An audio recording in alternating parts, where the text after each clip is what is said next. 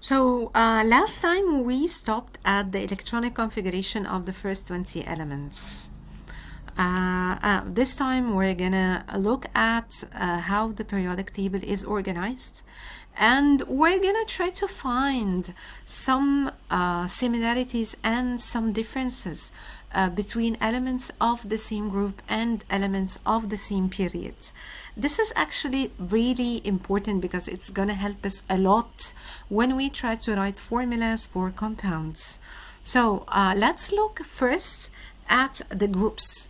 I want you to pause the video, look at elements of the same group, and try to come up with similarities in their electronic configuration.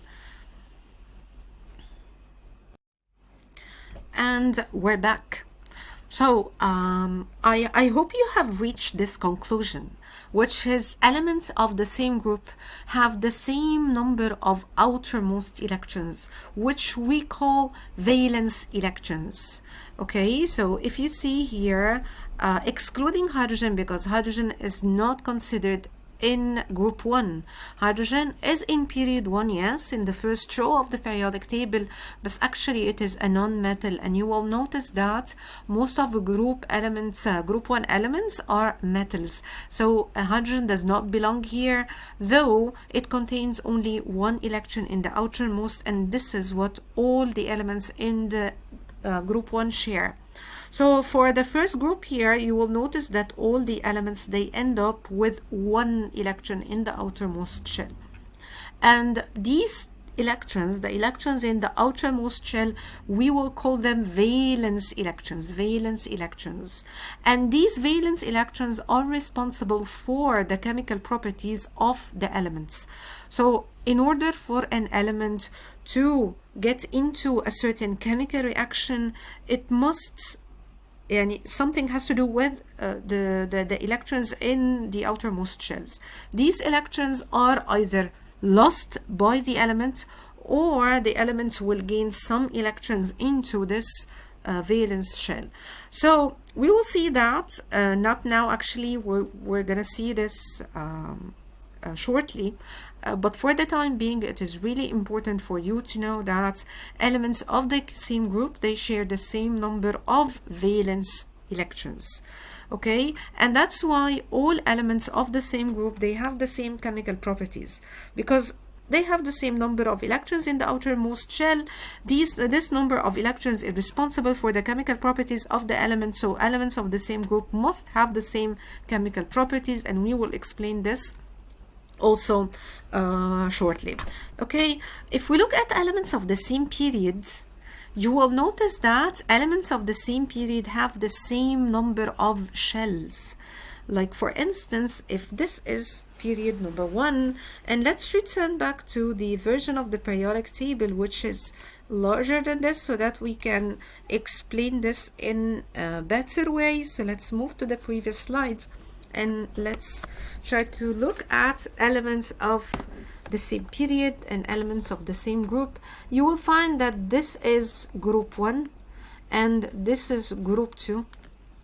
Don't forget that we have here 10 groups, the transition elements group.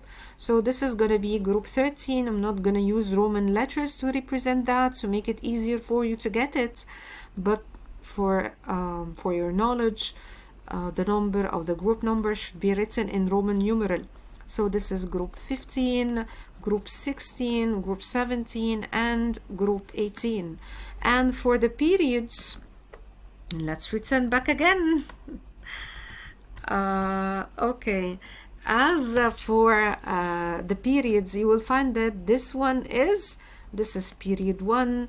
So this row is period 1, this row is period 2, this row is period 3, and this row is period 4. So all the elements in period 1, they have only one valence shell, one shell that has electron in. So we only have these two elements, hydrogen and helium, because the first shell can only hold one electron. So we'll find that hydrogen has only one electron, but helium, for instance, has 2. So this means that this shell is already filled with electrons, and now we're gonna start filling the second shell. So that's period 2. where the second shell starts to fill in with electrons, okay? So you will find that this one has 1 electron, 2 electrons, 3 electrons, and so on, and all the elements of period 2, they have only 2 shells. All the elements in period 3 have 3 shells, and all the elements in period 4, they have 4 shells with electrons in. For the groups, group 1, they have also 1 electron in the outermost, 1 electron in the outermost. For group 2, you have 2 electrons in the outermost. For group 13, just ignore this 10 here, and you can just look at this number, and based on this number you can also know the number of electrons in the outermost shell. So if you have any element in group 13, this means that it will have 3 electrons in outermost shell. If you have an element that is in group 14, this means that it has 4 electrons in the outermost. 15 has 5 electrons in the outermost. 16 has 6 valence electrons. 17, 7 valence electrons. And 18 will have 8 valence electrons in the outermost. So these information are very, very important, because you know what? You can relate the position of the element to its electronic configuration and vice versa. So for instance, if I tell you that I have an element with an electronic configuration of 2A2, and he wants me to know which group and which period this element is located without looking at the periodic table. So without looking at the periodic table, you will see that this element has 2 electrons in the outermost. It must be in group 2, and it has 3 filled shell, not completely filled of course, because the last shell is not filled, but I mean 3 shells with electrons inside them. So it must be in period 3.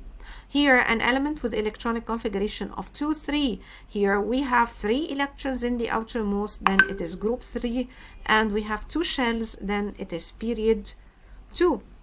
An element with electronic configuration 2881. I want you to pause the video, start thinking about it, test your knowledge, and return back. And we're back, and this element has only 1 electron in the outermost shell, then it is in group 1, 4 shells, then it is in period 4.